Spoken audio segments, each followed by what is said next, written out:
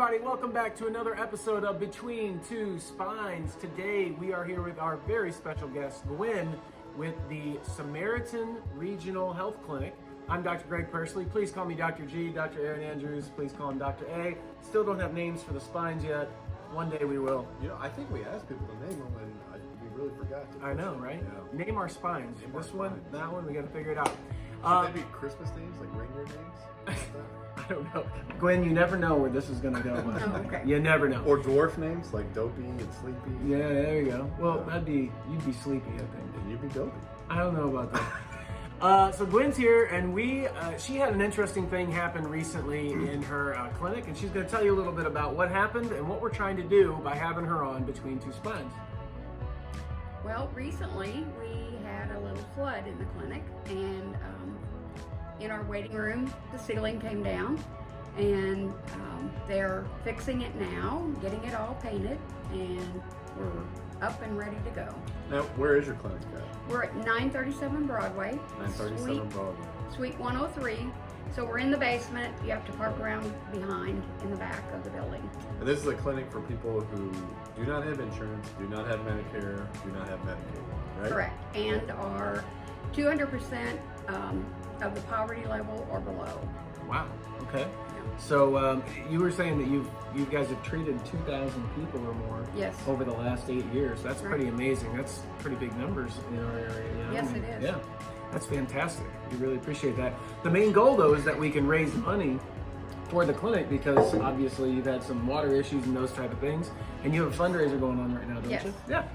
And with the COVID outbreak, we are seeing more patients than we saw before.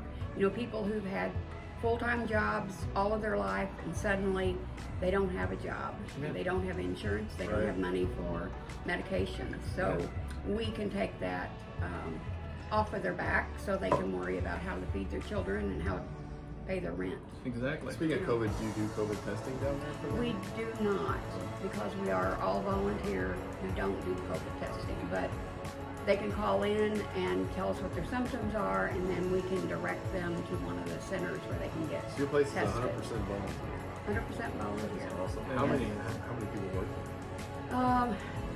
We have 3 physicians, and I believe it's 5 nurse practitioners, PAs, Wow. and then we have, secretaries, case managers, myself, several nurses that volunteer. And everybody just kind of rotates. Mhm. That's Yes. amazing. Thank you guys for volunteering down there. That's awesome. It is fantastic. Yeah. Especially, like I said, the volume. It's a couple thousand people over an 8-year period. That's amazing. And Yeah. recently we've had 4 volunteers, in the last month, 4 new volunteers, and they have actually said that they will donate their time every 2 weeks. Wow. So, That's fantastic. yes. So people can volunteer if they want to come down can. and help out. Do you guys have a website for that? We have a Facebook page. Facebook page, okay. So we'll put a link to that Facebook page. Then there's also the donation tab, so we'll put a link to that as well to make sure that you guys can donate. Make sure you share this so other people can donate. We want to make sure that as many people as possible know about the clinic so they can either use it or donate to it, either time or money. Right. Also, do you guys, I'm sure there is some contractors out there that would donate their time to help you out. How much more work do you guys need down there? Actually, they're painting it now, and so we really don't need a contractor right at this So minute. you don't have but stuff to fix? No, yet. not yet.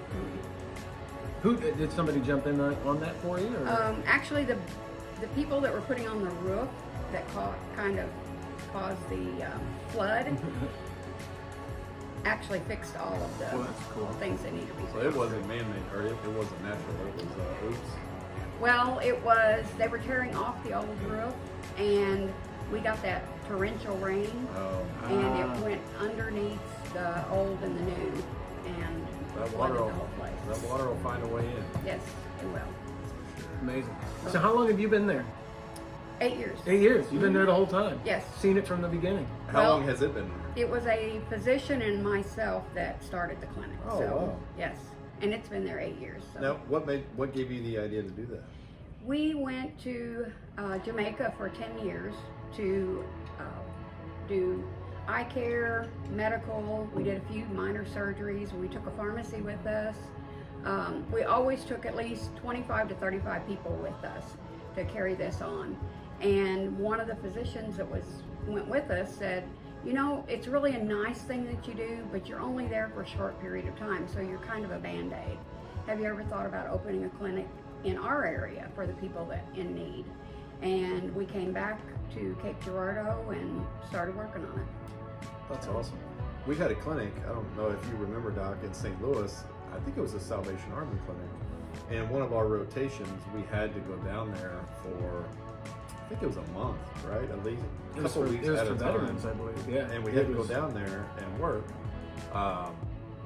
because our school wanted us to experience doing something for people that can't give back to you, that really need it. And so it makes you appreciate that kind of stuff. But it was interesting to see those different cases and how grateful they were. And so I'm sure that's a lot of the stuff that you get down there. That's awesome. It is. So hobbies, 4-H. Tell us about that, right? Aren't you big into 4-H? I was a leader for quite a while, several years, and I was also a 4-H superintendent for about 25 years. As the clinic's gotten busier, I've not been able to do as much with that. So the clinic's pretty much my hobby. And that was probably the only club that you had in your little school, right? Just a 4-H club. Were you part of that? He's from a little bitty town. He's hilarious. He likes to razz me a little bit, you know. Yeah, I'm from a little town. We were pretty big in the FFA. Yeah. You know, that's right. My hometown didn't even have a high school, so we went to the next town over. So we didn't have anything in our town. Oh, wow. But yeah, I've been down here 14 years now. We call this home. We call, you know, I actually live out in Jackson. So, and then Cape Girardeau, I've owned a business here for that many years. So. Now this is home now. Thanks very much, yeah. Dr. Aaron Andrews. Anything interesting that you'd like to share about the clinic? I mean, what's one of the craziest cases that you've seen lately? I always like to ask those. Yeah. Is there one that really stands out? You know, we have diagnosed some diseases that people kind of think are not out there anymore. Some, like for one thing, syphilis is something that we thought was in the dark ages, but we've actually tested and diagnosed 3 cases since we've been here, which is amazing. And in the state of Missouri, the cases of that have risen in the last 6 months exponentially. It's amazing. So we've done that. We've diagnosed 1 case of HIV, so you know those people can be treated, and you know they can live nice, full lives. So we're kind of amazed at that. We do send some of our patients to specialists who've agreed to work with us. Okay. So you know we do get health care for these people that really need it. But it's a general health care, right? General medical care? It's general medical, but we have some physicians who will work with us, like Dr. Moon has been wonderful. You know, we can send them to cardiologists, we can send them any doctor that works with Southeast Hospital or works for them. We can send them to those doctors, you know, a neurologist. We actually have a neurologist now that is volunteering, and that's wonderful because sometimes it's hard to get them into those specialists. You know? Yeah, absolutely. Yeah, it's great. You guys really have to use your tools and your education, your diagnostic information, because you don't have everything readily available to you. You can't do this blood work and take this test and do this MRI and everything. So you guys really have to listen to these patients and do a good exam, and that's kind of rare. Actually, Southeast Hospital works with us, and we have our patients fill out a patient assistance form, and almost all of them qualify 100%. So then we can do the labs, we can do the X-rays, we can do the MRIs. Right. Yes. So where's the funding? Where's the funding come for you guys? I mean, how do you get funding? We have a few small grants that we've gotten, and then otherwise it's donations. Okay, great. Yeah. Do you have any donations that you do throughout the year? Any certain fundraisers or anything like that, or is there? Not really. We did have a dinner dance thing a couple of years ago, but we don't have a volunteer base that's large enough to really pull off a lot of big things like that. That's We great. do a trivia night. That would be fun. A trivia Yeah. night? Yeah, that's that good. doesn't take many people, and that's a good fundraiser. Yeah. That would be fun. Yep. Well, there you go. I just want to do some trivia. Yeah, Let's just do it. Let's just do a trivia Let's night. all- Okay. Well, Set the awesome. date. I already got a table. Yeah. Yeah.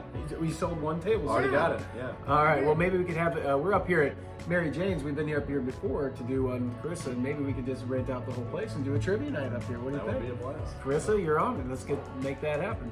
Well, anything else you'd like to add? Anything other than people make sure they click the link to find out about it, and also the donation portion too. Make sure you click that and share this Right. with people too, so they know about it. Right. Yeah. And I don't want them to think that we're asking for a huge amount of money that we're not going to do something good for the community with. Probably 95% of what we ask for goes directly back to that patient. And with the COVID and seeing more patients, we found that we have to buy more medications and more supplies and things like that we can't get donated. So that's what the money is going to go for. But how do these patients get these medications? Do you guys have some We have a donated medicine there? We have a dispensary. If we don't have it in the dispensary, we try to always order off of the $4 list or the cheaper list. It's older medications, but they're very good medications. If they need something that's brand new, that's come out in the last 7 years, then we will apply for needy meds for them. Like for our diabetics, we will apply it through needy meds and we'll get their insulin for them. So we do a lot of things that don't cost them anything at all, but then we have to also buy some in order to do that for them. Now, I know money would be a great donation, but is there anything else that you guys could use that people could bring in and donate? We really could use a larger space to have a clinic in. Right now, we only have 2 Also, just a exam building. rooms. A building, yeah. So, I mean, somebody only a donate building. please. They need a building. And I'm sure there are lots of people that have buildings that are just sitting vacant. For years. And we would go in, we can do painting, we can do other things, and keep it up. What about for them. any materials for the clinic now that you guys go through that you need? We can always use things like exam paper, gloves, masks now, of course, because masks are a big thing. We can use medications. A free clinic is a little different than a lot of other clinics. I know there are a lot of veterans out there that get their medications and other people through the mail, and they may get, that medicine may be discontinued, but they've never opened the container. We can take those in the clinic, we identify them to be the correct pill, and then we can redispense those. So, some people have brought us insulin. Their insulin was changed, they didn't need it any longer, and then we have people who need it. Great. We have our little things we call God moments, where somebody will bring something, and right at the minute we don't need it, but we put it on the shelf. And then later, sometimes it's only a couple of weeks later, somebody will come in and say, hey, we need this, but I'm sure we don't have that. And we'll go and look, and yes, we do. That's great. So, It's amazing. yes. Well, you're doing some amazing work here in Cape. I appreciate it. I know Cape appreciates it. All the patients appreciate it. And you've really got a great team of people helping you out, which is fantastic. I'm hoping we can raise money and awareness and interest into what you're doing. So we really appreciate you being here with us, and hopefully we can do stuff for you in the future. Anything you need help with, you just send our way. Maybe we can help you out in some way, shape, or form. Okay. But yeah, this has been another episode of Between Two Spines. Appreciate you watching. Make sure you click the link above and donate if you can. If not, also you can share donations. There's people out there that can donate either time, energy, or money, or supplies, and we appreciate you sharing that out. Other than that, thank you for watching, and we'll see you next time.